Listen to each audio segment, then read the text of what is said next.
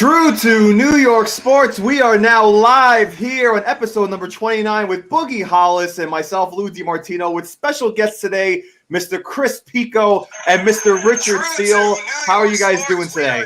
All right. What's going on? What's going on? Boogie. Yeah, whoever's watching in the back. What's going on, guys? That's all right. No, you're right. Steele, it's your first time, bro. I get it. Your version to this. I get it. It's no big deal. It was a straight accident. I was trying to figure out at the same time. No problem. But guys, welcome to the show. Before we get into anything today, I want to introduce Chris and Steele. Chris, tell me a little bit about yourself, your favorite teams. What brings you to you're very, very active person on the page. Tell us a little bit about yourself. Well, I will say you guys are like 29 episodes late in inviting me and Steele. You're right. I agree. You're right. But well, anyway, we had to get important first before you guys arrive here. You know what I'm saying? Yeah, I guess we have to wait to marinate, make sure the show still exists after 30 episodes. Yeah. You know me, I grew up a baseball fan, so I grew up a Mets fan. I mean, first game I can remember ever seeing on TV was Pirates and Mets Sorry about that. First Met game versus the Dodgers when Lasorda was still the manager at Shea Stadium. I mean, those are the memories I have. But of course, as you guys know, I'm all about NY sports. If it's NY across the chest, I mean, Brooklyn is the exception. But, it says NY, I'm all for it. All right. No, that's great. Thank you for being a part of the show. And to be fair, we invited Chris to the show the other 28 times. He just declined. Right, first time he was available. Yeah, no. But thank you for being part of the show. And Steele, tell us a little bit about yourself. Well, I've been loving sports since I could walk. So I've been a Knicks fan since I could breathe. So it's just what it is. Listen, this True to New York thing is beautiful. I like the way y'all do things. I don't need to support nothing but y'all. You know what I mean? Oh, appreciate it, buddy. Appreciate it. Yeah. Let's just get it in. Let's just get this thing going because I've been waiting a long time. Plug. Crazy out here. It's crazy. Let's get it. I love it. I got a plug.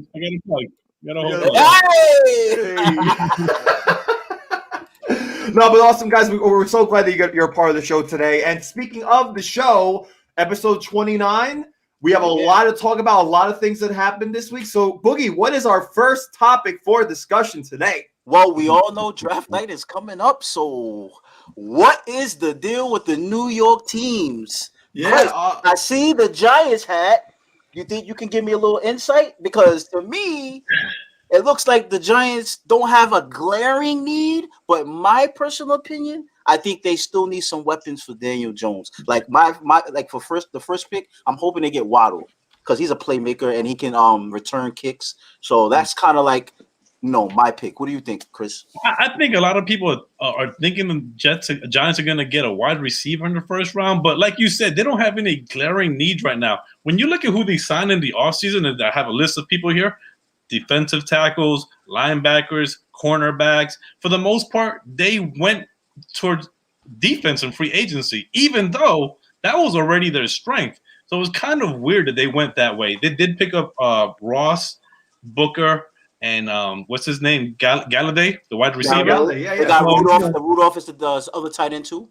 Yeah, and listen, he got Rudolph as a tight end. So, I mean, for weapons-wise, and you have Saquon Barkley coming back this season, I mean, offensively speaking, I think they're okay. Yeah, you could add a piece or more, but I mean, where have the Giants suffered the most the last 5 seasons? Even going back to Eli Manning, everybody's always on Eli, but Daniel Jones has suffered the same consequences the past 2 seasons, where the pocket is collapsing around him every freaking game. Daniel Jones was their leading rusher for most of the season. He had no reason to be running as much as he did. But he had to. He had no choice. Everything was collapsing around him. He had no options to throw through. And now he had to run. So what they need is a guard. They need the guards. They need guys at the end to protect him. I mean, it's not a sexy choice in the first round, right? Nobody goes that high in the first round and gets somebody on the defensive line, unless they're like the most outstanding college player out there. But if you're asking me, that's where their need is right now. Well, my personal opinion, Chris, is that a guard is something that they definitely can use, but that high of a pick using a guard. But see, now the reason why I say wide receiver is not just off the strength that they need a body to help Daniel Jones, but also too, look at Galladay. He's injury prone, right? You got Shepard who gets concussions. He's injury prone, right? You got Slayton who gets hamstring problems. He's injury prone. So now you got 3 of your top wide receivers who are injury prone. You don't think we need a little bit of depth in the wide receiver? You do. And I mean, Saquon Barkley coming off his injury, the first week he could tear his quad for all we know, right? So I'm saying. Like, it could happen. I mean, but if you're not protecting your quarterback, all these weapons mean nothing. Right. I mean, look at the rushing game. Let's look at what they did last year. They were 19th in total rushing yards. 19th with 1,768 total rushes. And more than half of that was Daniel Jones. Yes. Now, their passing yards, they were 29th. 29th in passing yards, 3,026 passing yards. All right. Now, some of that is because they don't have the tools, right? They didn't have the guys on the field. But again, if you watch these games every week, there's also no time for Daniel Jones to even think about who he's going to throw. They improved towards the end of the season. They started to improve. Even with Daniel Jones hurting his legs and can't run, they started to improve a little bit. What do you think about that, Steele? What I think about the Giants, it's simple.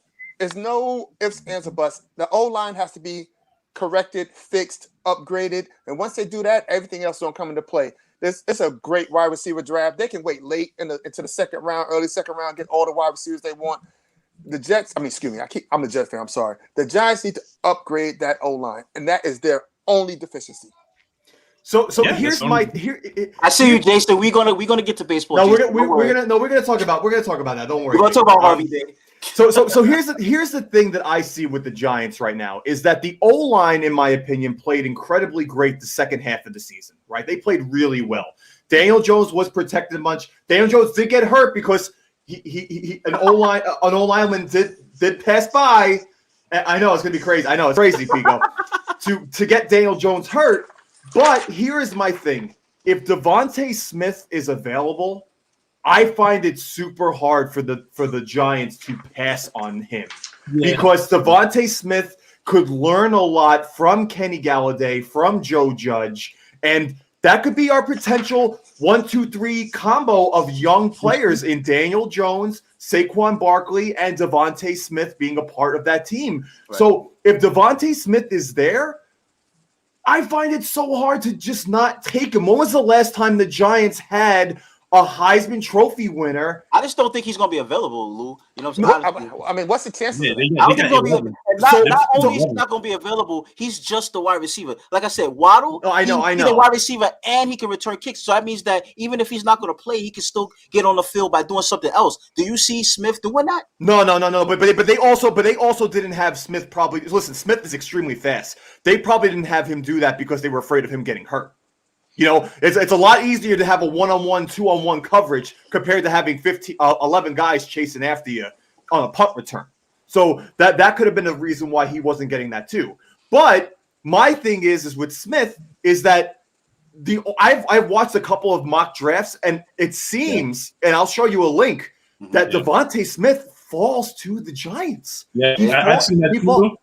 Right, I've only seen 2 times that he didn't fall to the Giants, and those 2 times the Detroit Lions drafted him, which I get because now you don't have Kenny Galladay and you need a new wide receiver. They definitely need a wide receiver. Yeah. Right. So that's why I'm saying that I don't be surprised if Devontae Smith falls to the Giants at pick number 10. I'm telling you. 11. Sorry.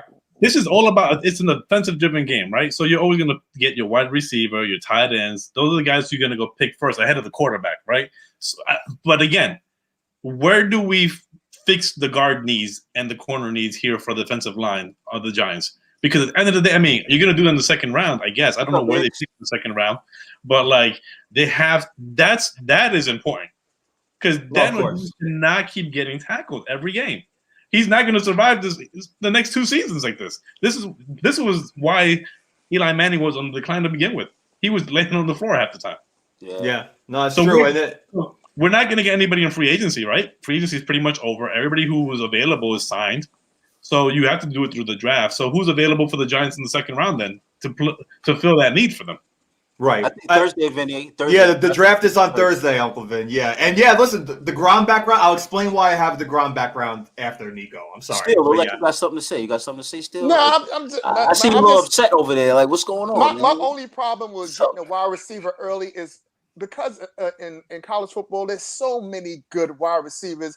A lot of guys are overlooked and overpassed because of the schools they play for, whatever. The Giants can get somebody in the second round is going to be outstanding. I'm telling you, they don't have to waste an early pick on a wide receiver. Why? Hey, Candace. I don't got those marks on my head anymore. I got rid of those. Yo, we got the Candace on the shows. We talk some hockey again. Right. Let's no, go. but I listen, Steele, I agree with you. I just think it's super hard to pass up on Devontae Smith if it comes I think so too. I think so. I just think it's super hard. You have to take him, right? But I think you have to. It's not what you need, but it's a nice to have. Why not? I mean, Henry Galloway, and then you have Saquon Barkley. You have Rudolph in the tight end. I mean, come on, you got Sterling Shepard. You got Slayton. I don't know if he was. He's still on the team. He's still on the team. Cool. That's what I'm saying. You're gonna have a stacked lineup. Yeah, that's what I'm saying. Well, right, but listen. I don't want to make your team that much better. Right. Listen, I don't want to crowd the time with a really good New York team. We might as well drag it to the disgusting green and white. I'm sorry, Steele, but the moves that I seen that the Jets were making was like, what are you doing? You got all this money and you're not getting no names. What are you doing? You need God in the draft. You need God in the draft, bro. Hey, Boog, you need all the disciples. This is Steele's time right now because he's a hard-nosed Jet fan. Please educate me. I'm gonna tell you what they're gonna take all the names right in the draft, right? All the players, and they'll put in a little safety thing, and then so take the name out because they need everything. They need everything from the Rudy to the Tootie. So you might as well say, yo, anybody that comes up, they're saying like, yo, let me just get this guy right. He's the guy. You might get some guys you never heard in your life. Who cares? What's going on with this organization, bro? The organization is what we call football. Fucked up beyond all recognition. There's no reason for us to even sugarcoat this. We talked about the Giants for a long time. We're not going to be stupid. Listen, anything the Jets get in the draft is going to be a bonus. Plain and simple. They can get a kicker, and I'm going to be clapping. Oh man! I'm going to be like, yes. Can we at least discuss the one major factor, the quarterback situation? Listen, you can't. They're going to get Wilson. I mean, that's the only person to get. I mean, what I'm saying. I don't understand what the problem is with Justin Fields. Everybody keeps talking about Justin Fields, but now he keeps getting passed in the draft. Now, supposedly the 49ers moved up to get the third pick, but they don't want to pick Justin Fields either. They want to pick Lance. I heard some things about Fields, but go ahead, Steele. Let me interject a little bit. I think this is all about the media, though. I think media-driven stuff really hurt Fields. I think they put out a lot of negative. They question his work ethic, and the guy is cut up like he never leaves the gym. Like, I don't understand. Now I think they were talking about his work ethic about game planning. That's what they were talking about. But again, we didn't see that in the field. When did you see on the field that this guy had piss poor game planning? And all that stuff is made up. They're just trying to lower this guy's draft stock so he can end up in New England. I'm telling you right now, that kid is going to end up in New England. So it's another New England game? Yes. You're going to get a lot of Patriots fan mad at you right now, bro. Listen, he's going to end up in New England. The Patriots moved up today to get Field. I believe they're 10th right now. Yeah. New England is going to get Field, and everybody's going to be like, what? And then we're going to look real stupid when this guy is killing the league, and not this year coming up, but the next year. It's not hard to make the Jets look stupid, but I digress. I'm going to tell you right now, Steel, I'm going to tell you right now, the Patriots are going to draft Mac Jones. No. I honestly feel them, because I'm telling you right now, I think San Francisco drafts Justin Fields at 3. I am telling. Yep, we done turned Wolves mic off. What is this guy talking about? What is he talking about, man? Are you kidding me? Like, yo. This is what he's talking about. This is what Lou's talking about right now. Mike, unmute my mic. There we go. Okay. Yo, I'm telling you, the 49ers are going to draft Justin Fields at number 3 despite everything. And the Patriots are going to draft Mac Jones at that spot. Think about the success that Bill Belichick has had with the Patriots. Obviously, it has not been successful with a type of player like Cam Newton, who is a sprinter and likes to run the ball. They were not successful with that last year. You have to – Bill Belichick's game plan is to protect the quarterback and have the quarterback throw. And your best option in that draft, in that 10th pick, is going to be Mac Jones. I'm telling you, Justin Fields will be a 49er. That's all I got to say about that. And then next week – you saying that the 49ers moved up to get Fields? They moved up, not to get Fields. They're not going to get Fields. I'm telling you it's to get Fields. I'm telling you. Lou thinks that Peyton is getting drafted in the NFL draft. So. Think about this. Jimmy Garoppolo is not the answer for San Francisco. They need a playmaking quarterback. Mac Jones is not. No. I'm telling you right now. They're going to get a quarterback. I agree the 49ers are going to get a quarterback, but they were just talking right before it came on. They want this guy, Lance, or they want the other dude, but they don't want Justin Fields at all. They don't want Mac Jones. I mean, they don't want Justin Fields. They want Mac Jones or Lance. I don't know why. Yeah. I know the big deal with Justin Fields, but even the 49ers is got us in a trick basket right now because I don't see them with any interest in that guy. I mean, zero. Yo, can I say something off topic? I want to give a shout out to Chris's hat. Look at that green screen jet hat. You like a green screen jet hat, right? You see Daniel Jones laying down on the floor in his jet hat. Yo, how great is that? That's my background picture. How great is that right there? Yo, that's awesome. Pretty. Yo, that guy came prepared, man. Yes. You know what? This is your show, Chris. Here you go. Right. No, but listen. To go to Bill's point, though, Mac Jones. The first two picks are already in the books. The Jaguars are getting Lawrence Taylor, and the Jets are getting Zach Wilson. That's guaranteed in my opinion. That's the Jets are so invested in this kid Zach Wilson. It's crazy. They're so invested. I mean, they don't. The Jets don't have a choice but to get a quarterback because they traded away Sam Darnold after Lou told us for 16 weeks they were not going to trade away Sam Darnold. I really didn't think they were going to. I really didn't think. And now Sam Darnold's going to be a Pro Bowl player in Carolina. But in giving away, like, here's the issue with the Jets. You gave away Darnold, but now you have to burn your first pick to get a quarterback. Right. You know, you have to burn your very first. And now that's the reason why. I think that's the reason why they did it, because they know that they rather get him than have Darnold. But I agree with everything that Steele said because the Jets are defensively and offensively a terrible team. It's not even like they have okay defense. They don't even have okay defense. Like, I was looking up their stats. They gave up the 9th most allowed yards last year. They gave up 6,201 total yards for the whole season. The 9th most in the league. Right. Like, they're a bad team. And then how does that team not get? We don't even need stats to say that the Jets are bad. So terrible. The eyeball test shows that. Listen, and the first round pick, the New York Jets select kicker. I wouldn't be surprised. Yo, hold on. That's why I call Chris stats and I'm facts, because the Jets are terrible and I love them. And I'm the idiot that will cry after I'll be cursing the kids out in the house, shut up when the game is on, and they're losing. Right. I mean, all right, you know what? I'm tired of all this loser talk. Let's talk about the best team in New York right now. The sizzling Knicks, baby! The Knicks are back, baby! The Knicks are back, baby! Let's go! Braden Randall, MVP. Let me give a shout out to Biggs right now, who was mocking all the Knicks fans with his "We Back" B at the beginning of the season. But now that's our rallying cry. We back, we back, we back. Yo, listen, it's awesome to watch. All right, it's awesome. Right. That's all you can say. You can't say. Only problem I have with the Knicks is that I still see Peyton in the starting lineup. Oh my fucking god, these fucking guys, bro. You're getting Thibodeau mad. Look at him. Look at Thibodeau. Thibodeau's mad right now. I'm talking about Peyton. Yeah. Let me tell you, Peyton is what I call basura. Okay, he is the worst. That's garbage in Spanish for all you guys. He is the worst point guard. And listen, I give him some props. It's a 45-minute segment, not 30 minutes. Let me just get this real clear. When he was Orlando and he had that one dreadlock in front of his face, that was the only Peyton that I liked. Y'all remember he was going up and down court and the thing was bouncing and stuff. He was the only thing going on. Now the man can't make a layup. He can't make a 5-footer, 10-footer, 20-footer, no Or footer. a good read. I don't know what he can't make a good read either. He goes up to the rim, and it's like, oh shit, you missed the open.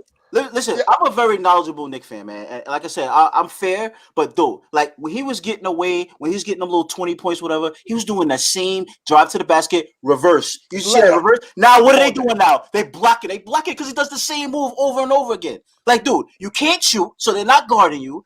They know you want to drive, so they're just waiting for you to do the reverse on the same side of the basket that you always do, or they're waiting for you to do a bounce pass to somebody who's not open. Yeah. Listen, and listen, and Lou, I know you like the guy. I know you like him. Loves the guy. Right? Loves the guy. And listen, I'm joking around a little bit because he is a professional basketball player.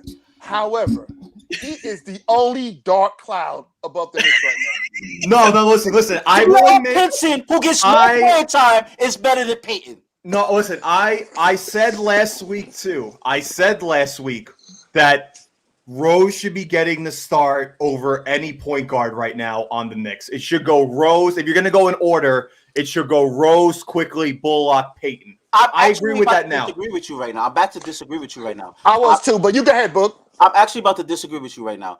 Although I believe they need to groom quickly to be the starter, but he's not quite ready for that yet.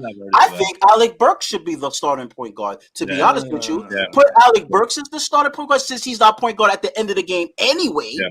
So have Alex Burks as our starting point guard, have Quickly and Rose do their little tandem on the second team like they've been doing, right? Because RJ Barrett has been playing with the first team and second team. So that's your wing guy for the second team and also the first team. And I think Payton should sit down and root with the team with Knox.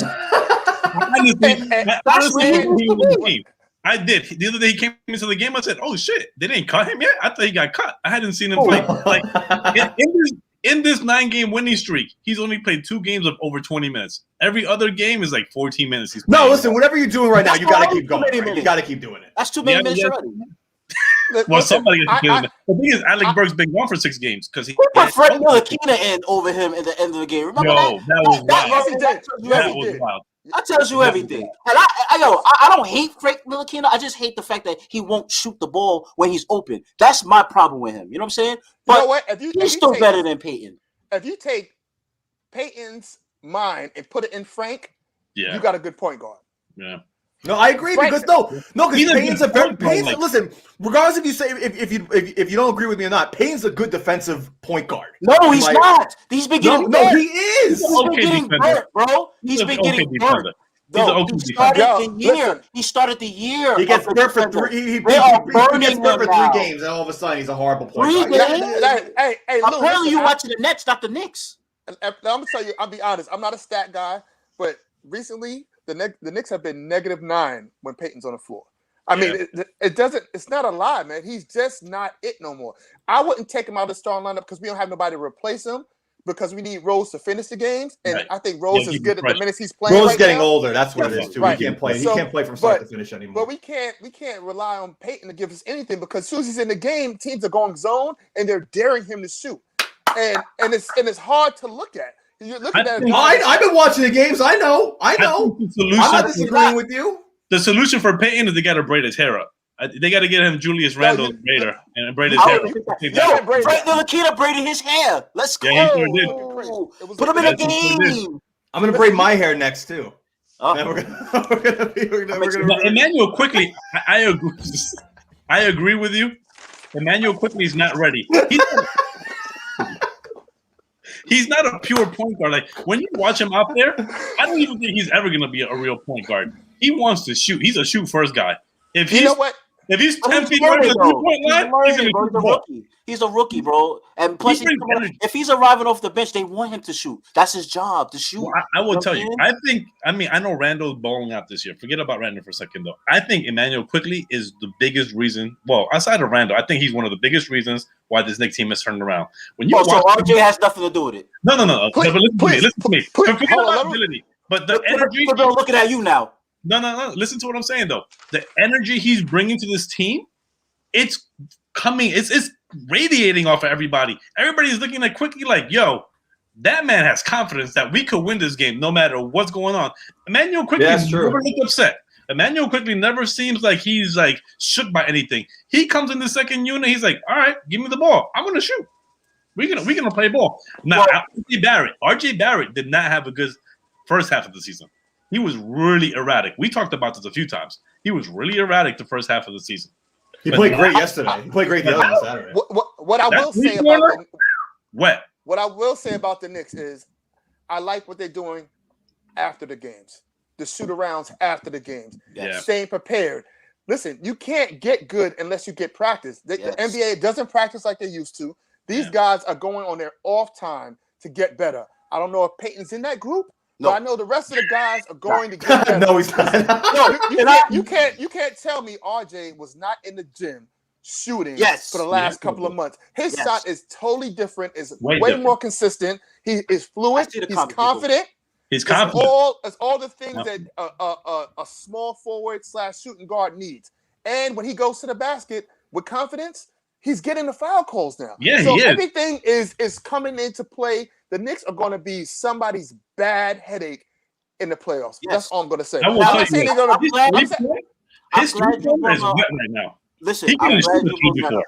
glad you brought that up about practicing and about getting better and about Peyton. And I'm going to tie this in. When Barrett first started this season, he was clanking, right? We was like, yo, Barrett, stop shooting threes, right? So he's practicing. After Anthony Edwards talked crap about him, talking about we want him to take the last shot. Yo, he sure did. He's turned the corner, right? So now we're talking about Emmanuel quickly, right? He's known for shooting, right?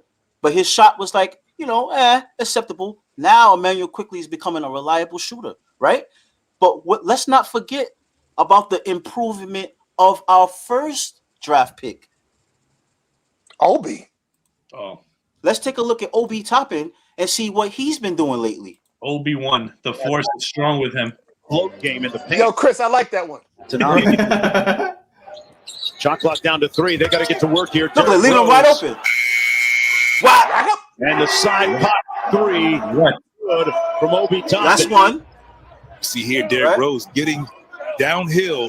Now, this is for practice. He couldn't do this at the beginning of the season.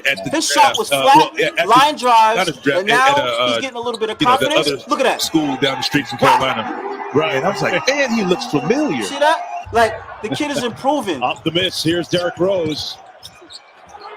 Hits it out. Toppin for 3. Got it.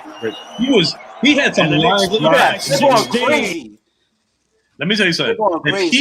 If he starts shooting these threes and he starts spreading the floor, where the forwards got to come out and defend him on the 3-point line, and once Mitchell comes back and he's playing at center, and he leaves all that space open for him, because you got to guard Randall at the 3-point line, you got to guard Obi at the 3-point line, you got to guard quickly at the 3-point line.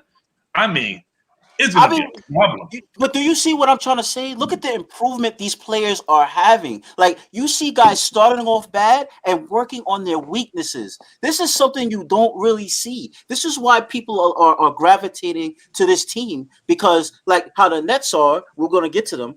The Nets, they're supposed to win. But you see, they're not even playing to get better. This Knicks team know they don't have the talent, and they're trying to improve so that they can get to somewhere. You know what I'm saying? Like, I just like the fact they're working. Yo, you know what I'm saying? Like, another highlight in that game was the 3 or 4 blocks by Nolan. Nolan had like 3 or 4 blocks in that game. He has 3 blocks every game. Yeah. He's good. He's good. Boogie shit on him when we first signed him. See, Lou, let me tell you something about that, right? Now, we got a whole lot of them going to be free agents at the end of the year, right? Yeah. Now we're going to have to decide who you're going to pay, who you're not going to pay. Now, this is my thing. Have you noticed every time these guys who are key guys who are doing their thing, I believe it's because of the system. Because, look, we couldn't do nothing with Alec Burks was saving out behind. Alec Burks haven't been playing. Who stepped up? Reggie Bullock, right? You know what I'm saying? Like, when Mitchell Robinson – we can't do nothing without Mitchell. Mitchell gets hurt. Who steps up? Nolan Noel gets hurt. Who stepped up? Taj Gibson.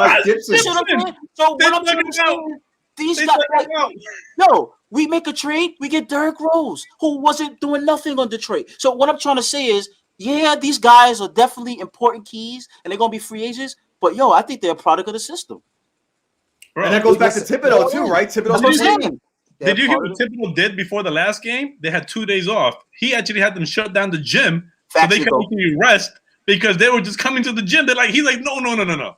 You got to rest your body because we got to talk long term. And they were, I don't know if you heard the story, but the rookies and everybody were texting Randall like, yo, he told us not to go to the gym. What should we do? He's like, blackout day, yeah. Rest your body. Like he needed to rest his body. And they still went to the gym after that, you know. Yeah, I'm about to say. I heard they still went. Listen, I know we got to get to the Nets. One thing I will say about the Knicks is in the beginning of the season, they couldn't hit the side of anything. Only thing the Knicks was lacking was shooting. The shooting is definitely upgraded from their own work. So, big time. Again, we clown. I even clowned them a little bit early in the season, but you know what? Deserved. Practice makes perfect, and what they're doing is what the NBA is supposed to look like. And that's just my opinion. Right. And the most important thing, we didn't even talk about this, is like the defense. The defense is what's winning these games. The defense is creating offense on those breakaways. I mean, look at the Knicks defense right now. Defense. They're playing defense at the Garden. They are playing defense. It is 90s basketball, baby. So, and before we go into the Nets real quick, and this is another thing that I think a lot of people are thinking that this Knicks team is one and done. But I'll tell you right now, if they end up being the 4th seed and they play whoever is the 5th seed, in my opinion, the Knicks got a really good shot at winning at least this first round. I agree. And seeing what's going on. Because listen, if they have the 6th seed and they play the Bucks, that's going to be a tough series. Regardless of who they play 1, 2, or 3, that is going to be a tough series. So as Knicks fans, we want them to be the 4th seed. So first off, we have home court advantage for that first round. And 2, I think the Knicks are the 4th best team in the East right now. In my opinion. Let me say something. If we get to a Knicks-Nets playoff series at all in this one, it is over for the city. This city is going to be on lockdown. Lockdown. I would like to say, Lou, I would like to agree with you, but I'm going to disagree with you a little bit. Atlanta scares me. Atlanta's scary. What's his name? Bonovic. I can't say. Yeah, the guy they got from Sacramento, Bonovic. Yeah, that guy is scary good. Bogdanovich? He's scary good. I'm watching him. I'm like, I don't want no parts of that kid. He has no fear. His expression on his face never changes, and he's relentless. He's going to be a star. I'm just saying, watch that kid. I'd rather have somebody. I'd rather deal with Milwaukee than deal with Atlanta. Atlanta is They changed their coach too. They got this dude now, and ever since they changed head coaches, the Hawks have been on a streak.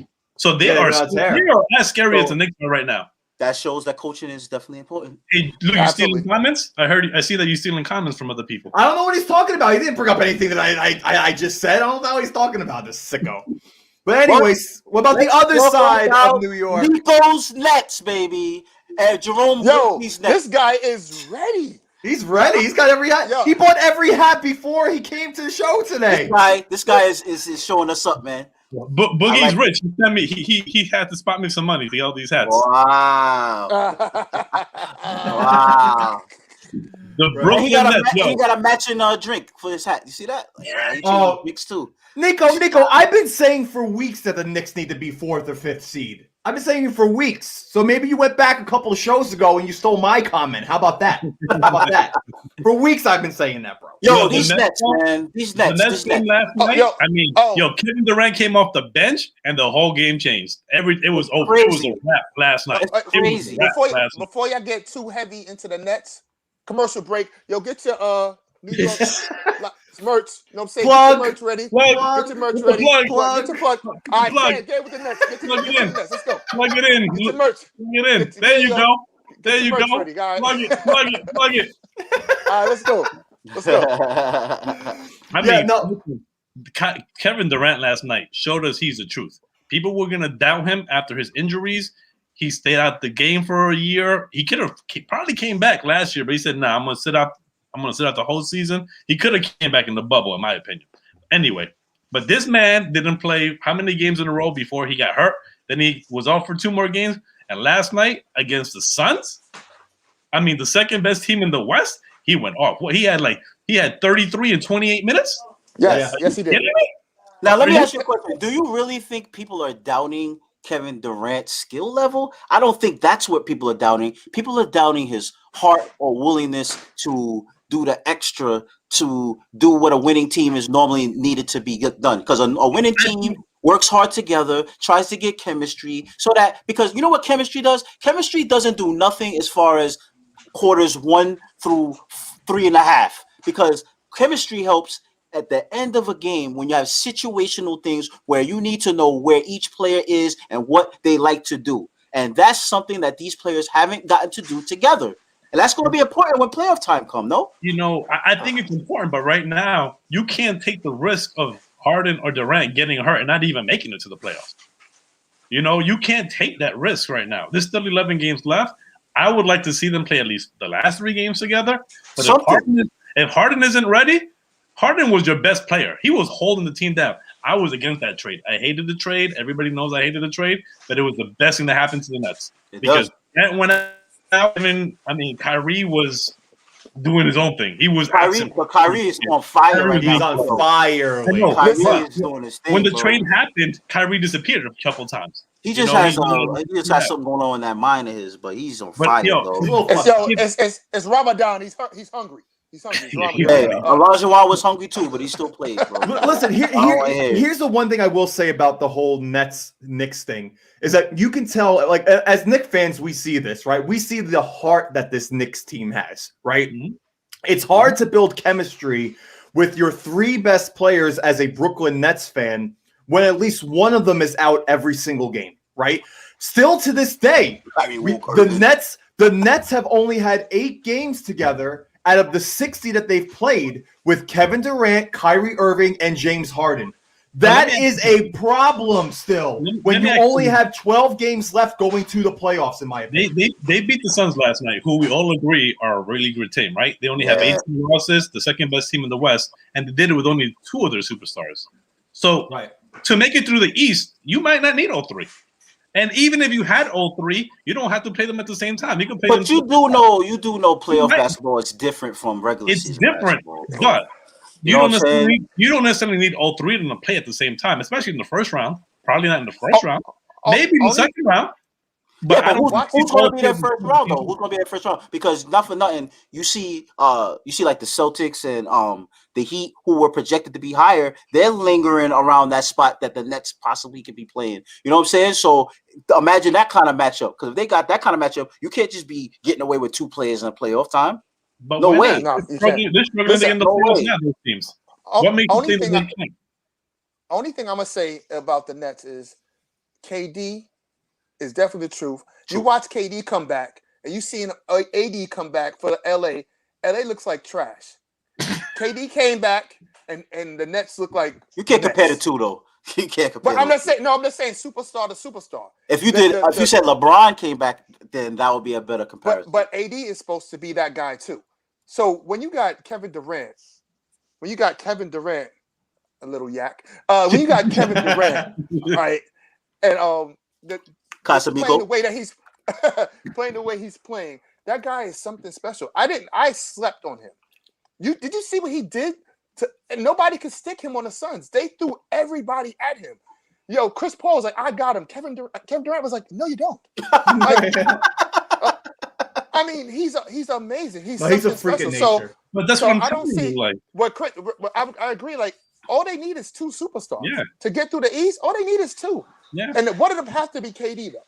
Yeah. One of them has to be KD. But the thing is, I don't think all 3 of them need to play at the same time. Like you could start with like KD and Kyrie, sit down Kyrie, bring in Harden, and then sit down KD and bring up Harden and Kyrie. Like you could rotate them and still have superstars on the floor for 48 minutes. At least 2 superstars on the floor for 48 minutes. How many other teams? You got Blake Griffin. You got Blake Griffin. What do you mean? You good? Okay, I'm talking about the superstar. The superstar here. Let me ask you, who else in the East can do that? You know I was tongue in cheek, bro. You know that.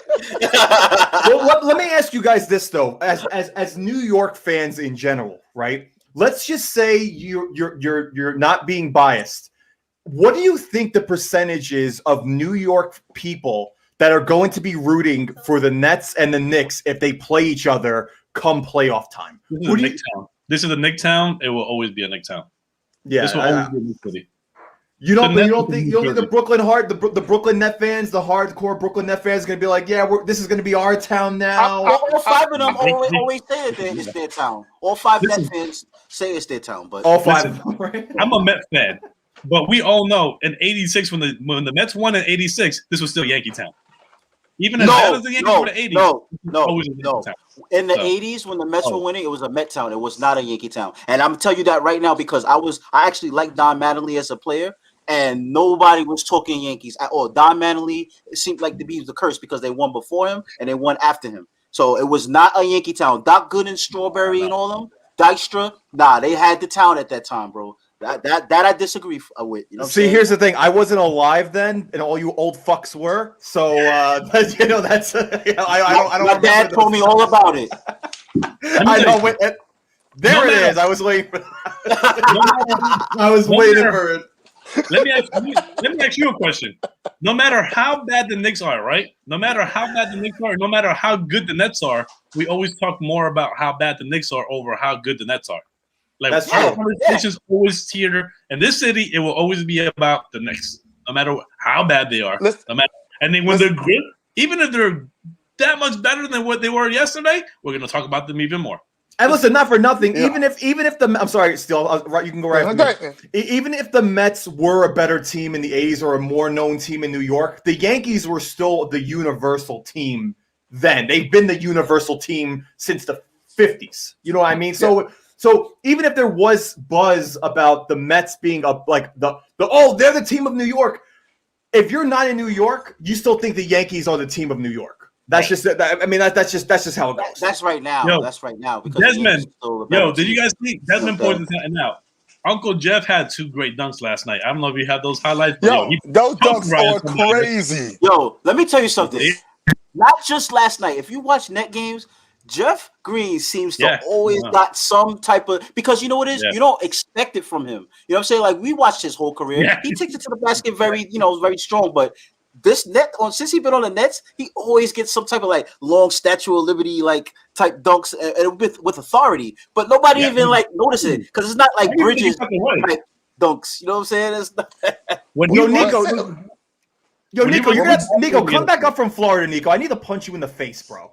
I don't know what are you talking about. Let me shout out your boy Joe Harris. Joe Harris is actually leading the Nets in points. I forget how many points he has. I forget how many points he has. I had it written down somewhere. But yeah, actually 3 points made. Joe Harris is leading the Nets with 3 points made. Listen, 190 points made this season. Joe Harris is what I call a shooter. He's a shooter. That man can off the dribble. He makes shots that he can shoot. You know. Listen, that's a different type of shooter right there. That guy can shoot. The Nets, honestly, as a Knicks fan, I think the Knicks took a page out of the Nets playbook and they're starting to build teams the team the right way. I don't think if the Nets didn't get good, I don't think the Knicks would be good right now.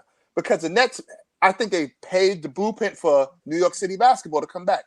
And because the way the Nets was playing before all the superstars, that was outstanding basketball. I will say nobody knew who those guys was.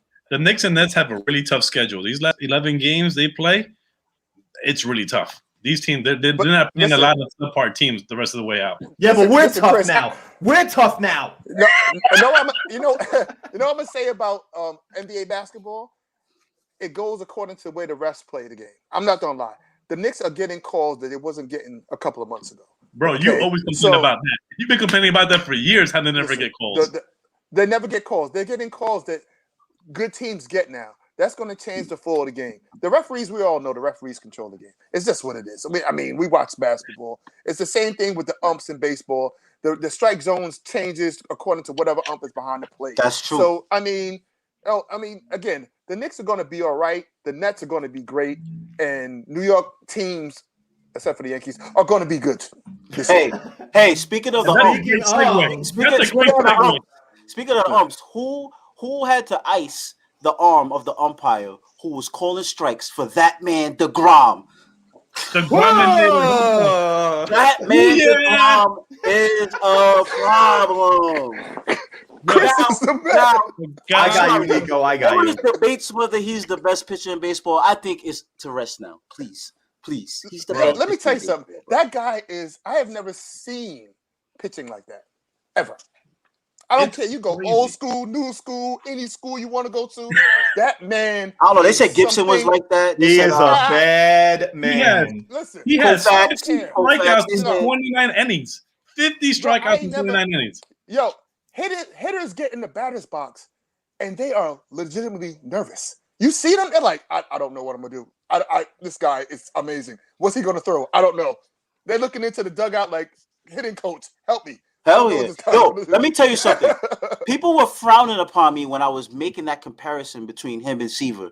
Now people are starting to understand, like, yo, this is our modern day Seaver right now. Like, this guy is doing things that's unbelievable. Amazing. So what I'm trying to say is, yeah, obviously, Seaver did it for a long stretch of time, and he was our greatest pitcher in our organization. But let's not frown on this run that DeGrom has been going. He already has 2 Cy Youngs, and right now he's on pace to get a 3rd. First off, he's not on pace to get a Cy Young. He's on pace to get a Cy Young and an MVP right now. Hey, you still got Tatis Jr. in the league, so listen. Here's the thing. Here's the thing with Jacob DeGrom. Well, first of all, Tatis didn't start off the season that great. He caught fire. Well, he also got hurt. He was hurt for a week and a half too. Well, he had a good weekend. But DeGrom, DeGrom has a .31 ERA. He has faced 101 batters and struck 50 of them out. Right. It's crazy. He has Jacob DeGrom has more RBIs than earned runs allowed this season. He's batted in 2 RBIs compared to his 1 earned run that he's allowed. It's insane. He also has a double. He has 1 double, and his ERA is .31. I'm sorry. Right. It's what he's doing. Well, he's also scored 3 runs, by the way. He's scored 3 runs. Well, let's talk about that because he's scored more than he's given up. We're talking about a guy, right, who every time he pitches, it seems like the bats they go to sleep, right? It seems like the team don't want to support him, right? So it seems like he's fighting against himself. So in this instance, DeGrom said, you know what? I'm going to take matters in my own hands on both sides of the situation. So here is DeGrom with a 0-0 game. And Jake slashes one to left field for a base hit. They don't want to score. I'll do it myself. You gotta handle the business. Look at him going opposite field. Look at it. He's like a seasoned vet. He had 2 hits in that game, right? Seasoned vet. Yes. Yes, he had that Ichiro swing. He had that Ichiro swing. The guy got more RBIs than he got runs that he gave up. Like, this guy is unbelievable. He has scored 3 runs. He's scored more than his opposition has scored against him. Yo, Steele actually might be right. Jacob DeGrom might back cleanup for the Yankees right now if given the opportunity. he was hitting 8 in that game. Right. Yeah. Listen, here's the thing with DeGrom. Right. I want to. How about that? I want to explain something to Yankee fans too. The biased Yankee fans for years now will always try to find that the best starter on the Yankees compared to Jacob DeGrom. I did the same thing with Luis Severino a few years ago. Severino was having a great year. Severino was young, up and coming. I'm like, yo, Severino is the king of New York. Fuck Jacob DeGrom. It's been 4 years since that argument, and Jacob DeGrom is still on top, and Garrett Cole is pitching phenomenal for the Yankees, but he is nowhere near Jacob DeGrom right now. It's not even close. It's not even close, in my opinion. I'm sorry to say, Yankee fans. Between who? Jacob DeGrom and Garrett Cole. Cole's having a great season. Cole is having a great season. But Jacob DeGrom, Cole, what do you have? 14 strikeouts? Didn't he have like 14 strikeouts? He had 14 one game. And then DeGrom said, "Hold my beer. I'm gonna do it 3 times. I'm gonna do 15. I'm gonna do 15. Yeah, I'm gonna do it 3 times in a row." Gotcha. Listen, Cole also has 50 strikeouts this season. So Cole is a great pitcher. DeGrom is Thanos. Correct. I agree. No, listen. You know how they say there's S tier, A tier, B tier. DeGrom is S tier. All right, simple as that. And you have Cole as your A tier pitcher right now. Okay, it's just there is nobody on the same level as Jacob DeGrom right now. Jacob DeGrom is pitching like he's fine wine. He's getting better with age. And you know what? I thought he kind of plateaued when he was 30 years old and he had the 2.0 ERA. I'm like, well, he's not going to have better than that. And then what did he do the following year? He had under a 2 ERA. It's great. He's the one just thing a you have to monster. remember about DeGrom is he came up late. He was like 26 years old when he came up to the majors. Exactly. And he was a shortstop, right? Wasn't he a shortstop? He wasn't even a pitcher. He wasn't a pitcher. He was not a pitcher. He was 26 when he came up. So that's why he will never reach those numbers. First of all, the Mets have been so bad that he was never going to reach 300 because of all the games they blew for him out the bullpen. But he started too late also. So he was never going to reach 300 wins. But he was never going to win. He will go. I don't think anybody's going to get 300 wins at this the way that. No, listen. Here's the thing. The thing with the reason why you don't see a lot of pitchers later on in their career compared to batters is because at least if you're a positional player, you can get moved to a DH spot and still hit. Right? You can't do that with the starting pitcher if their velocity starts to drop or they can't continue to pitch innings. So this is Jacob deGrom's prime time type of thing where we might only see him for another 4 years, and that's it.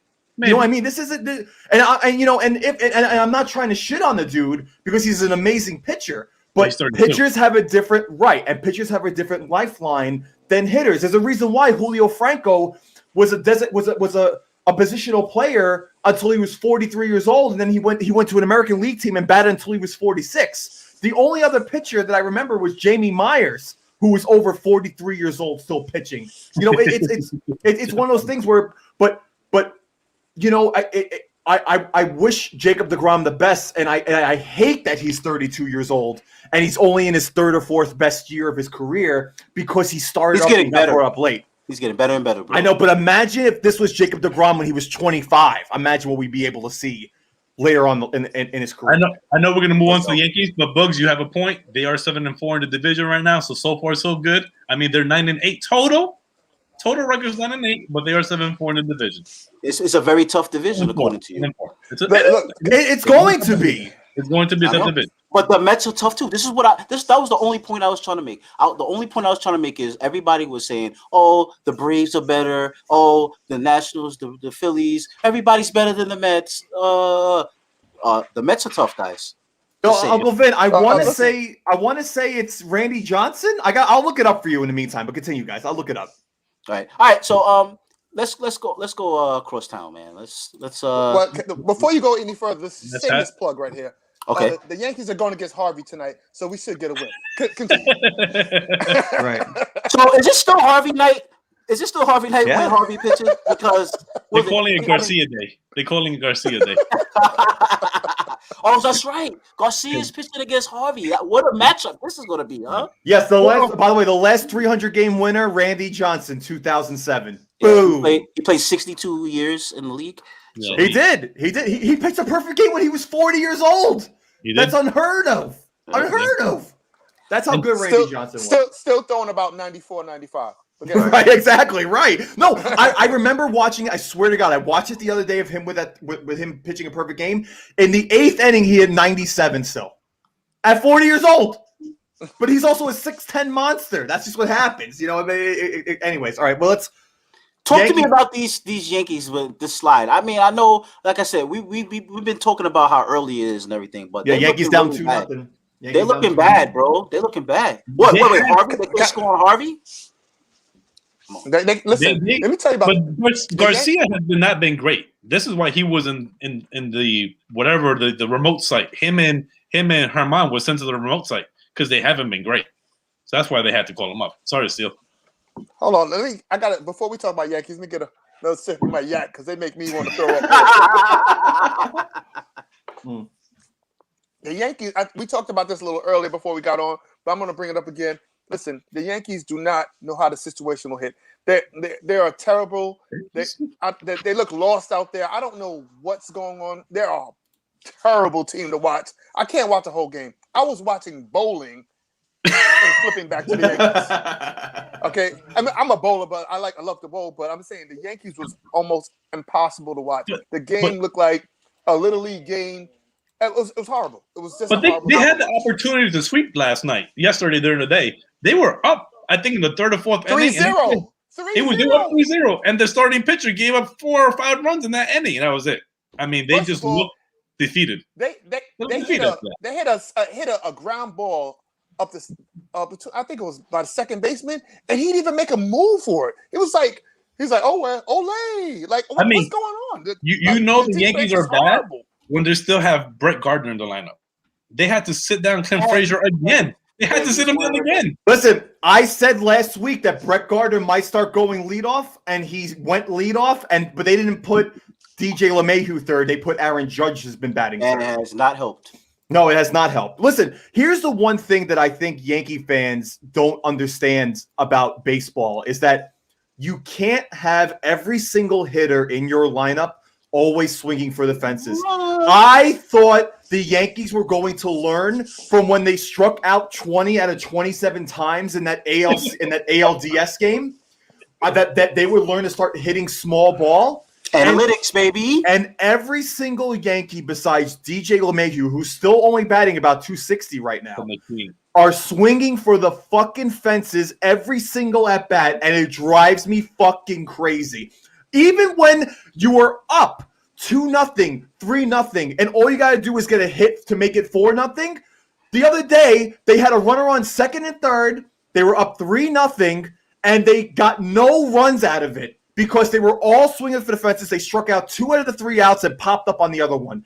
And you want to know, and this pisses me off with this because small ball makes fucking baseball. In 1998, when the Yankees had a dynasty, no one on that team was selfish. There was no huge home run hitter in the 90s. You had Scott Brocious, Tino Martinez, Derek Jeter, Jorge Posada, all small ball baseball players that got clutch hits when they needed it. Yeah, fuck Chuck Knobloch. Let him throw it in the stands too.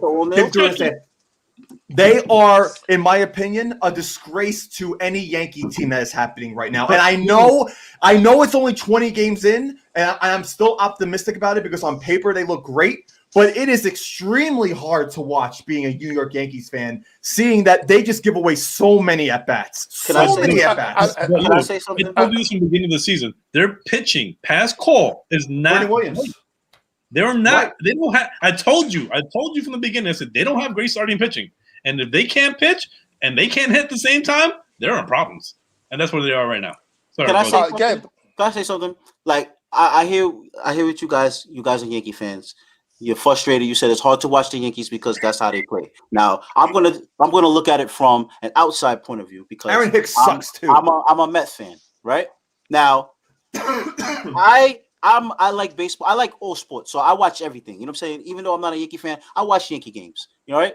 So now the Yankees are not known for playing good defense this year. Am I correct? Correct. Yes. Yeah. So with that being said, right?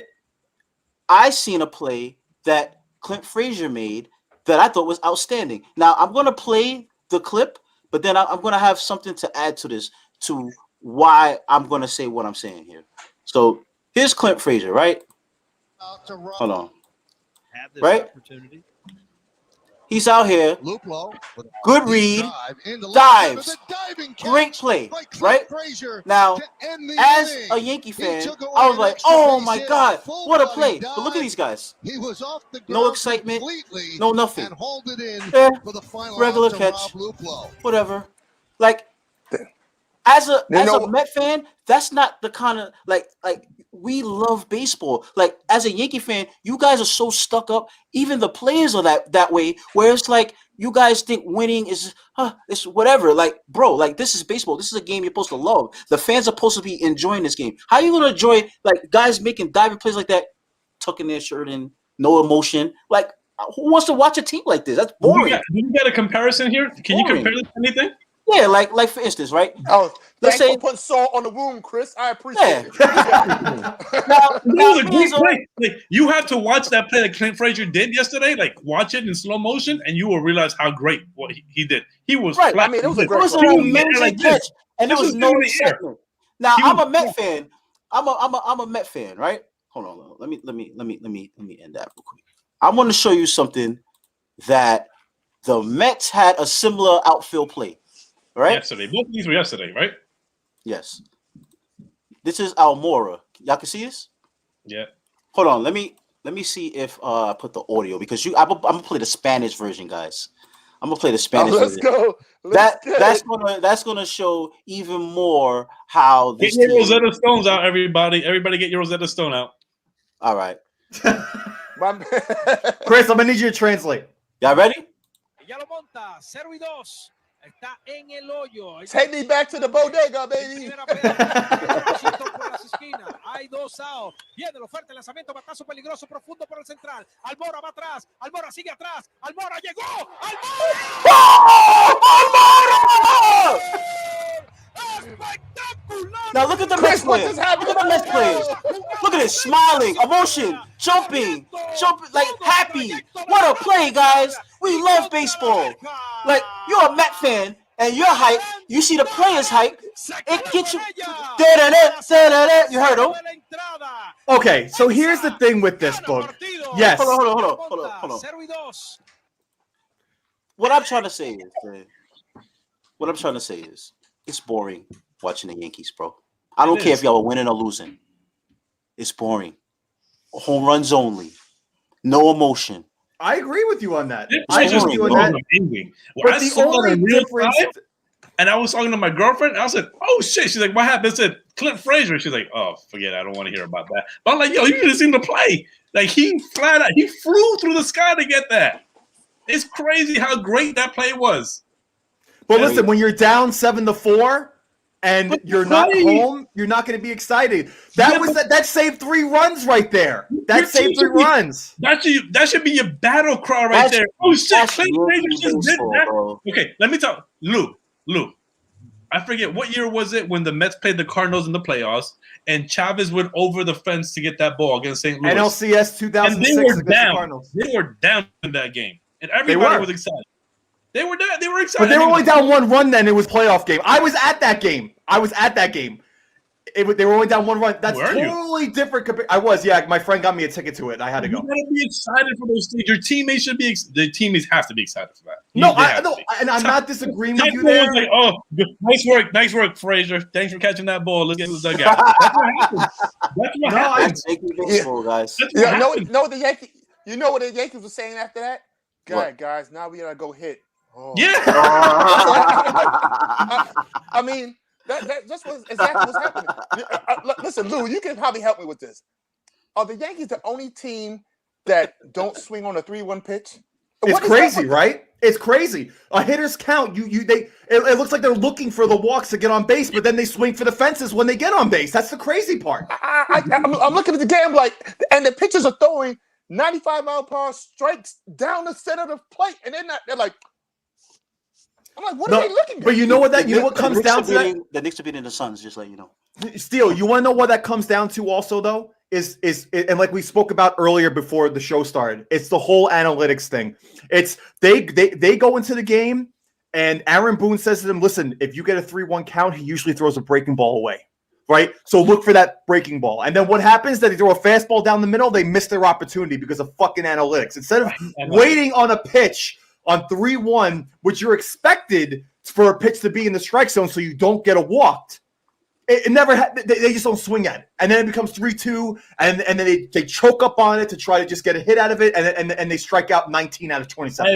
I agree, Lou. I think there's too much. The hitting coach, and I heard a story one time when Kevin Long was the hitting coach of the Yankees, and then he moved over to the Mets. He had said a story about his first spring training with the Yankees. And he came in with all these numbers. I have numbers, by the way. These are my stats for the show tonight. Look at this guy. He's prepared. I like this guy. Listen, I like this. I'm actually mad about what's going on right now. Okay. So Kevin Long, as a journalist, man, he's a journalist. Kevin Long, in his first spring training, came up and said, "This is what this guy does." Yada yada yada. And Derek Jeter said, "Hey, bro, we don't need all that. Just give me the basics. Like I don't need all these numbers in my head when I go up to the plate." And Derek Jeter, you start overthinking. Overthinking. You know, like you're feeding these players too much information. Much information. Right. And now they got the iPads in the dugout so they could watch their at bat right after it happens. Like, come on, bro. Just go into the hitting cage. Like, you're a major league hitter.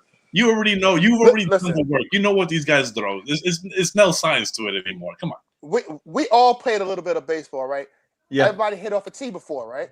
Mm-hmm. Can you swing off out the gate hitting off the tee? You gotta swing flat. What are they doing in batting practice? I don't understand what's going on. It's almost impossible to hit a fly out of the park ball off the tee. Yep. Set the tee up in Yankee Stadium and let's hit the balls into the midfield and let's get some runs, guys. This is hard to watch. I'm a Yankee fan and I'm getting cramps. I know Lou is getting cramps, and it's hard to watch. It's hard to be a fan when your team is not playing simple, fundamental baseball. And that's just the problem. The Mets are not hitting home runs. They're like last in the league in home runs right now. They're like almost last or dead last. So. Yep. Right. And listen, what the other day I almost did what that UFC fighter did the other day when the Yankees blew that lead. I kicked the shit out of my bookcase over here, and I almost ended up what happened with that UFC fighter did. That's a great tie-in. That's a great tie-in because that's exactly what we're about to watch. The Round of Sports, baby. Round of Sports. So so we had UFC We had UFC. He's got a Ranger hat on now too. Oh my God. Yo, Chris is awesome, man. I actually like that hat. Where'd you get that hat? I gotta get that hat. I send you the information. Send it to me. That's an awesome hat. I like it. And but no, listen. Hat, don't forget to get the website. And don't forget the shirt. Plug. Boogie plug. No, but let's talk about Round the Sports. We had the UFC event this week. Boogie's gonna show some highlights. Viewer discretion advised. Yes, please, man. If you guys are a little quirky with the graphics. This dude is from Queens, by the way. Yes. Yeah, this dude's from Queens. Yeah, this guy actually won the title a few years ago off of Anthony Silva, if I'm not mistaken. Yep. Let's watch what happened to him. It was very quick too. And Uriah Hall.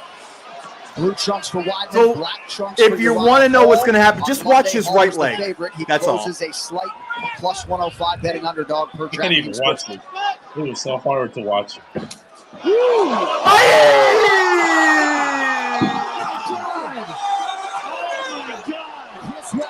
Yo, that guy's made of glass. Yo, the worst part, he tried to stand on his leg. Like that was the worst part of it. Because this is the thing that's called like regular reflex to stand up. Because he kicked and he had no idea that his leg broke at the time. He stood there, then he fell, and then that's when the pain shot all the way up into his body. And that's the 10th time I'm watching it. It's the 10th time I've done this. That was the first time somebody won the fight without a strike, because he didn't strike at all. He won the fight without even throwing a strike. Chris, if I was in the bodega, it would be like, adios mio. I didn't get the Spanish but listen, that one. I'll get to the Spanish highlight next time. His freaking calf literally touched his shin. That's how. And I read a couple of comments. A lot of people who fight professionally, the way that the defender stood, they said that was the hardest part of the leg that he kicked. Yeah. Which forced him to break his leg like that. He turned and he kicked the hardest part of his leg, and that's why and unfortunately that happens. It happens, and that's why UFC is such a sport to watch sometimes, because you don't expect that, and you never want to see something like that happen to somebody. I don't know if you saw the post in that interview. He was really upset that he won that way. Like he said, "Nah, we gotta have a rematch." He said, "If he comes back, we gotta fight again." Like I can't go out. That guy's not coming back for a good year. Listen, you train today. He gets a steel rod in his leg. He's gonna be out. He can't train for another 6 to 12 months. Listen, here's the thing with that too. Imagine training for a fight for 4 to 5 months every single day for it to end in 8 seconds on a kick. Crazy. I feel my God, every time I watch that, I get goosebumps. It's hard. So who wants to bring in that Usman Masvidal number 2 knockout that happened? Masvidal, leading up to that knockout, he was saying somewhere, he was like coming up. I'm like, oh, he's about to get knocked out, because he's like leaning in, like trying to mock dude. And I'm like, nah. What you doing, bro? Wakanda forever, baby. Right. No, he gets rocked. This wasn't even a knockout. This was a murder session. Watch his neck bounce back after this right hook here. Here it is. Oh my God! Oh my goodness! Listen, at that moment, he didn't even know where he was at, bro. He didn't know where he was at. He thought he was back in Cuba. You know what? And that's the first time that he's ever been knocked out like that in 50 professional fights. And he even said, he goes, I'm humbled about it. He goes, this is the first time this has ever happened to me. he's worked super hard. Udin has worked super hard to get here to knock me out like that. Like, props to him. He wasn't. He gave him respect, and that's good to see. Like, it's good to see like that. Like, he got lucky and blah blah blah. That guy got knocked out. Lucky. After the fight, like, you got knocked out, bro. You got knocked out. That's it. And I'm like Friday. Right. Listen, he got that African punch right there. He had some Black Panther in there. Boom! He came so straight. Dude landed on his shoulder. He laid his head right here. He was like, no, I know. That's what I'm saying. His neck went. Crazy. Oh, that was a yo-yo. That was bad. But it was good for him. You know, again, that 14 straight wins for him now. 14 straight wins. The guy is amazing, man. Guy's great. Guy's great. And I respect all UFC fighters, man. I couldn't do that. Like, yeah, that's a tough job. Let me tell you something. I'm meeting you in the parking lot. You punch me in my face. When you wake up. Listen, after I get out of this hospital and I recover from the 3 days of concussions, meet me in the parking lot. I gotta fuck you up. No. I'm in the parking lot with the. I ain't trying to fight that guy again. Right. No, but crazy. You know, that's again one of the sports where they put so much work into that, right? Again, and being so, and that was one of the first times too that UFC had so many fighters around, so many audiences around too. Yeah. So I'm sure everyone's adrenaline was pumped up too. It was actually it was nice to see some normalcy besides the guy breaking his leg. There were 5 fights on the actual pay-per-view, and in total, they lasted less than 7 rounds. Crazy. Right, yeah. Crazy. Yeah. Well, another highlight that we saw was in the baseball. Now, baseball is notoriously known for being a boring sport because all the old farts out there, they don't want to show no emotion. But we got 2 of the top emotional characters going against each other in one game. And boy, did we get a show from one half of that group. What I'm talking about is Trevor Bauer and Tatis Jr. Anybody want to lead the way on this segue here? Well, I didn't know Tatis was like this. I knew he had energy. Yeah. What he did weekend, I was like, oh, okay. You got that swag. You see this guy? Now, just to give a little background, right? Trevor Bauer is a heavy trash talker, and he has a lot of antics as a pitcher. Right, so social media too. Exactly, heavy in the social media circuit. So one of the big things that he does is he covers one eye, you know what I'm saying, and tries to pitch. You know what I'm saying? Now people was taking offense to that because sometimes he would hit the batter. So that's one of his antics. And another one of his antics is he does the Conor McGregor thing on the mound, right? So he shows energy. So now he got the right guy to hit a home run against him. Let's see what Tatis does. This is the first home run. Hanging breaking ball out of the hand of Bauer. And, with the way the ball has been traveling, I want you guys to look at Tatis round first base after he crushed his first home run. First home run out of 2. Look what he does. One eye covered. Yeah. Oh, it's on. It's on. It is on. He's mad. Now that was the first one, right? He just did it back to him. So I like this banter. That's something that baseball needs. They need some life and energy. So now we're gonna go to his second, and especially against the division rivals, right? Exactly. You're playing against the Dodgers, right? It's the hardest division. Right, exactly. And these are probably the 2 best teams in the NL, if you ask me right now, between the Padres. Absolutely. So it's awesome. Now this is the second one. Fernando Tatis Jr. He crushed this too. There's a fly ball headed towards deep left center field. Back goes DJ Peters at the wall. Nando's left the building again. Throw his bat. He tossed the bat. He's yelling at this dugout. Right? He does his little antic before he reaches third base. Watch this little hop. By the way, little hop. See this little hop. He does that little hop. And then now watch the Conor McGregor. Had with himself behind the mound did not work. Yo, the kid is unbelievable, bro. Now they had a little thing on SportsCenter saying that he was stealing signs, looking at the corner of his eyes at the catcher or whatever. Yeah. I don't care what they're talking about on SportsCenter. That guy is awesome. Yes, This guy's great. yes. And he brings something young and energetic to baseball. It's awesome to see. Listen, this whole thing about sign stealing is the craziest thing in baseball history. They have been stealing signs since the beginning of baseball. That home run that they hit, the New York Giants hit, Bobby Thompson home run, that they clinched the pennant.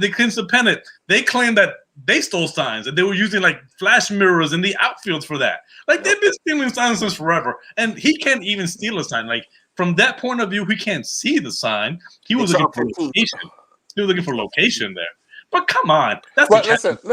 That's the catch. If you ain't cheating, you ain't winning. All right. Yeah. So, If you ain't cheating, you ain't trying. That's the trying. That's trying. I mean, they took Trevor Bauer's baseballs because they think he doctored it at the beginning of the season. I think the first game of the season, the umpires sent them to Major League Baseball because they think he doctored the ball. Like, come on, it's part of baseball. It happens. And then, he wants to get on social media and say, "Oh, he was stealing my sign." Well, you're putting stuff on the baseball. Come on. Yeah, like Nico said, Bauer was a good sport. No, Bauer was a good sport about it. And listen, I'm glad that it wasn't one of those things where like Bauer throws at Fernando Tatis afterwards because he's pissed that he hit a home run. Like, no, he tried to challenge him again. And he lost. He lost. That's simple as that. They want to each other. Yo, Nico said DeGrom is a cheat code. DeGrom is a cheat code. That's facts. I'm glad he's on my team. DeGrom is a cheat code. He's insane. He's absolutely all right. Man. Review. Yo, why does it sound like Chris? He's pretending he's a robot. No, you know what it is? Chris borrows Boogie's Wi-Fi, and it only lasts an hour and 15 minutes. So it starts going out after. Yo, Chris is in the bodega right now on the Wi-Fi. Yo, I want to hear that Padres call in Spanish. That shit had to have been awful. Oh, it had to be unreal. That's facts. For sure. That's facts. For sure. Hey, fellas, man, we went after the 8 o'clock mark. It was beautiful. It wasn't even forced. I like it. You know what I'm saying? We had a lot of fun. Guys, is there anything you want to say? You know, now that we're at the end of the spectacular episode 29. Hey, you only had to do that twice. This thing. Oh, listen. All I want to say is just for giggles, I turned this mic off again, just for giggles. Oh, listen. We don't talk in the show. That's fine. I'm not the greatest hockey player in the world, but you know the Rangers, they're likely not going to make the playoffs. I mean, the Bruins have 2 games that they have to make the season. Mika's hat trick. What was that? Yeah, Mika had a hat trick yesterday. I mean, the Rangers are in a tough spot. Even if they win out, it's going to be hard to get in because the Bruins still have 2 games to make up after the season. That's what she said. Listen, we had a hockey session last episode. The Rangers got me hype. I even had my Ranger hat on. And what did they do? They went to the Islanders and they stunk and got skull joint. Okay, so I'm a Rangers fan, but they're not ready. They're not ready. Mika started playing well too late. He only started playing good in the middle of March to now. Like he got on a hot streak then. It was just too late. Mika is what makes the team go round when it comes to scoring, and he was in a slump. I mean, he couldn't shoot into a barn. Like it was just so bad for him. But but the Rangers are playing good right now, and there's a lot of hope for the future. A lot of rookies on that team who are playing. The water is on fire, man. The Knicks are smacking. Who would have thought that the worst team in sports going on right now is the New York Yankees? Oh, it's crazy, God. Right? Between every team, it's the New York Yankees. What a world we live in, baby. That's how you know there's a pandemic. The New York Yankees are the worst team in the world. Right. Yo, Lou, we're in the alternate universe right now, man. right, exactly, right. I like that universe. Thanos blew up half of everyone in the world, and he killed all Yankee hope and all Yankees with a snap of his fingers. I like See you later. Right.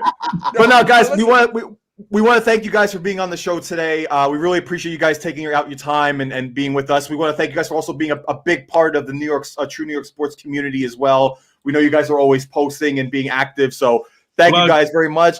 Plug shirt, buy a shirt, and and make sure you check out our Instagram and YouTube and all that good stuff too. We post videos in there. We back. The New York Knicks are New York- back. Beat them Beat. back. The Knicks are beating the Suns as we speak. Right, Let's but don't go. jinx Going it, for man. number 10. You'll Don't- see me on New Instagram Live after the game. Follow True New York Sports. Let's go. Yep, and ever since Yo, Julius yo, Randle's yo. son said he hated the Nets, the Knicks have been kicking ass. Let's go. Yo, stay tuned for the Steel Chris takeover. Yo, when we in the building, baby. Back. Lou Boogie. Look out. Look out for them, y'all. Look Next- out for them. Next week, Yo. Lou and Boogie will miraculously not be on the show. I don't understand All what's happening. I know is this guy's hat game is amazing, and I don't know if anybody. Yo, let me tell you something. He's my idol. Yo, shout out to y'all. Yo, get your merch. Yo, these guys is popping out here. If y'all don't got your merch, Plug. y'all are soft Plug. out there. Don't even log on. Get your merch, baby. Get your merch. Come on. Stop playing. Stop playing. Yo, stop playing with them out here. Y'all That's love the sports page. Support your people, man. You gotta you support go. your people. There you Support. go. There you And go. thank you for those who have bought shirts and whatnot. We appreciate you guys. That's We right. take If we- a lot if of you time buy- out to do this. If you buy a shirt, please post a pic of you wearing it. We appreciate that too. Thank Agreed. you. But Thank until next week, episode 30 next week, and we will talk to you guys then. Cheers, Steele. Pico, thank you again very much. And you guys have a good rest of your night. We back, B. We're back. you.